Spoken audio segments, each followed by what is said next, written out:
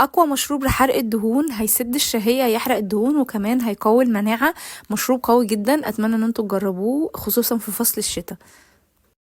يلا نبدأ كده، بسم الله ونصلي على رسول الله عليه افضل الصلاة والسلام. ويلا نبدأ. اول حاجة يا جماعة، انا عندي ليمونة كده.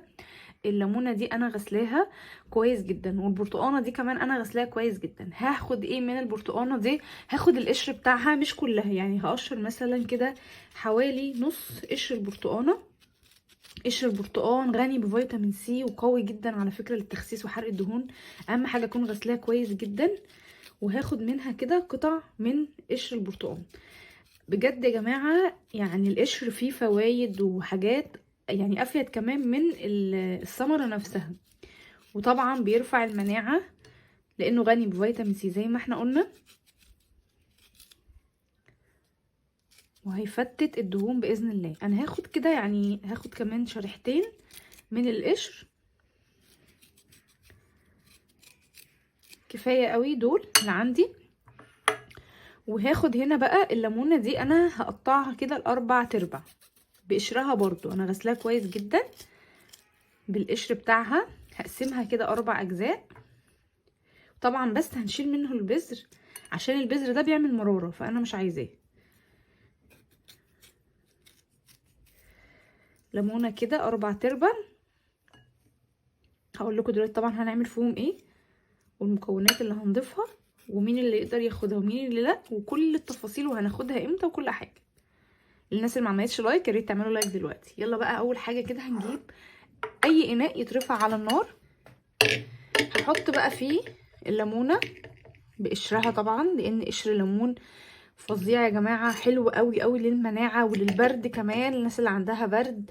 وكمان حلو قوي قوي للتخسيس بجد، يعني الوصفه اصلا للتخسيس وحرق الدهون. كمان الوصفه دي هتسد الشهيه معانا جدا، وهتنزل السكر في الدم. فعايزه اقول لكم ان مرضى السكر الوصفه دي حلوه قوي ليهم. كمان مرضى الضغط هيستخدموا الوصفه، هقول لكم ازاي. هنا كده ضفنا نص الليمونه كامله وقشره نص برتقانه. تمام. الوصفه دي انا هعملها النهارده. المشروب ده هيكفيني طول اليوم، يعني اول ما هصحى اعمله هيكفيني طول اليوم، يعني مش هحتاج اعمله تاني لحد اخر اليوم. فكل يوم هعمل الوصفه بالطريقه دي. انا هنعاير الكوبايات اللي هنستخدمها. انا هحط كده اللي هو المج العادي، هحط منه 2 كده، اول واحد كده، تاني واحد، ونحاول نمنعه على الاخر عشان طبعا لما هنسيبه يغلي شويه هتلاقوا ان هو ممكن يعني شويه ميه تتبخر، فيكون الكوبايتين عندنا كاملين برضو لما نيجي نشربهم. دلوقتي هضيف مكون، يعني مكون مهم قوي يا جماعه، هو القرفه او الدرسين. عايزه اقول لكم القرفه بتعادل السكر في الدم، بتنزله جدا، وحلوه قوي قوي لمرضى السكر. بجد اي حد اصلا من مرضى السكر بيعمل دايت، او حتى لو عندهم ضغط عالي، ما تقلقوش خالص. هقول لكم بقى نحط على القرفه ايه عشان ما نعليش الضغط. يعني اصلا القرفه حلوه جدا لاصحاب الضغط العالي لو اخدوها، يعني كميه بسيطه. وكمان بياخدوا الادويه بتاعتهم، يعني اعرف ناس بجد بيتابعوا مع دكاتره بيدوهم قرفه عادي كوصفات عشان هم عندهم السكر، فبتنزل السكر ومبقاش فيه قلق على الضغط خالص. الا بقى لو حصل اي مشكله هقول لكم تستبدلوها بايه، يعني لو انتم مش عاوزين قرفه هقول لكم تستبدلوها بايه. انا هحط كده عندي نص معلقه صغيره. طبعا لو عندنا القرفه العيدان مفيش مشكله، حطوا منها. بترفع معدل الحرق جدا جدا والتمثيل الغذائي، وبجد ما شاء الله اللهم بارك، حلو قوي يا جماعه. كمان بتساعد على الهضم والتمثيل الغذائي بصوره فعاله جدا. دلوقتي المكون التاني الاخير اللي انا هضيفه، ممكن اضيف ربع معلقه من الزنجبيل البودر، وده حلو جدا جدا. بس يعني لو انتوا عندكم السكر تمام. الناس اللي عندها ضغط بقى مش عايزه مثلا تضيف قرفه على زنجبيل، مع ان على فكره والله الزنجبيل بينزل الضغط، وده معلومات حتى لو دخلتوا وعملتوا سيرش هتلاقوها ان الزنجبيل بينزل الضغط. وهو ربع معلقه بس عشان ما تكونش حاميه قوي على المكونات دي. مش عايزين تضيفوهم على بعض الاتنين عادي، هناخد شويه كده من يعني كمون. كمون طبعا حلو جدا للغازات والانتفاخات، وبينزل البطن جدا الناس اللي عندها كرش. هناخد برضو نص معلقه كده صغيره من الكمون الحصى. تمام. وهنقلب كل ده كده مع بعضه. طريقته بقى على النار هقولها لكم بالتفصيل. اهم حاجه نغطي عليه عشان الزيوت الطياره نحافظ عليها. دلوقتي يا جماعه اول ما بدا يغلي كده هعد دقيقتين بالظبط. يعني هسيبه كده بالشكل ده، من اول ما يبدا يعمل كده ويغلي هسيبه دقيقتين كاملين، وبعد كده هطفي عليه. وطبعا انا برضو مغطيه عشان احافظ على زيوت الطيار، يعني انا مش هسيبه مكشوف. هصبه معاكم. بسم الله.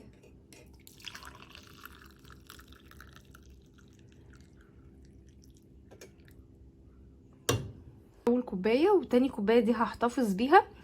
تاني كوبايه دي هاخدها امتى هقول لكم كل التفاصيل دلوقتي باذن الله. ريحتها ما شاء الله جميله جدا يا جماعه. عايزه اقول لكم القرفه مع قشر البرتقال مع الليمون عامل ريحه جباره، يعني ريحه حلوه جدا جدا في البيت.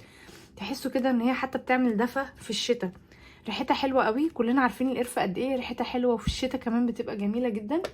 فالمشروب ده هيدفينا، وكمان هيعالج البرد لو عندنا نزلات برد، كمان هيقوي المناعه جدا، كمان هيساعد على التخسيس بشكل كبير قوي قوي وحرق الدهون المتراكمه المخزنه.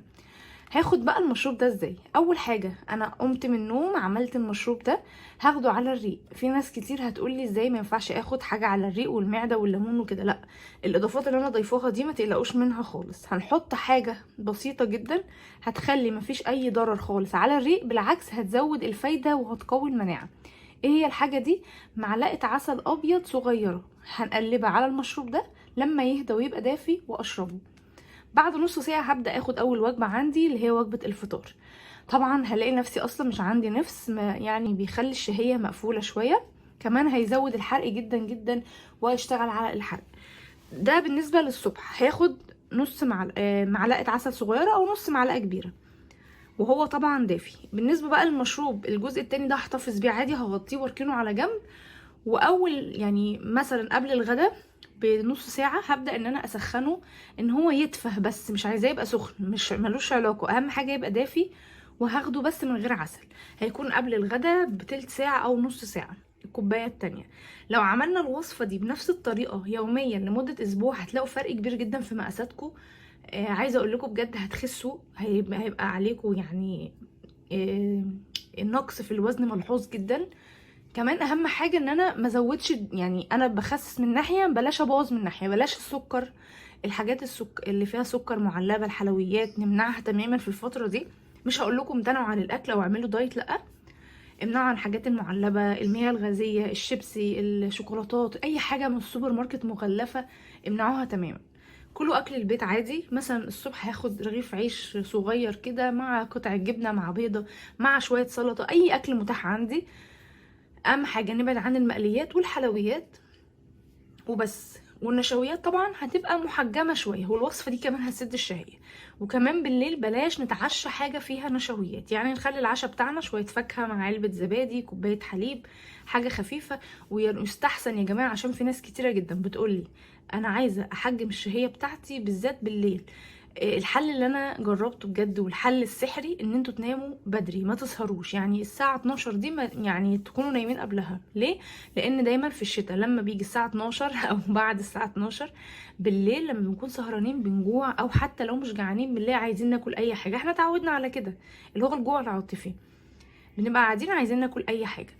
فدايما نصيحتي عشان تستمروا على الدايت ناموا بدري واصحوا بدري. هتلاقوا اليوم معاكم بتبقوا وراكم بقى طول اليوم مشغولات وكده، بتيجوا بالليل عايزين تناموا، مبيبقاش عندكم وقت للتفكير اصلا في الاكل، واوريدي انتوا طول اليوم بتاكلوا اكل صحي والمشروب ده، فباذن الله تحصلوا على احسن نتيجه. دي نصيحتي لكم. يا رب الفيديو يكون عجبكم، اتمنى ان هو يعجبكم بجد. ولو عجبكم الفيديو ما تنسوش تعملوا لايك وتشتركوا في القناه، واشوفكم باذن الله على خير في فيديو جديد. مع الف سلامه.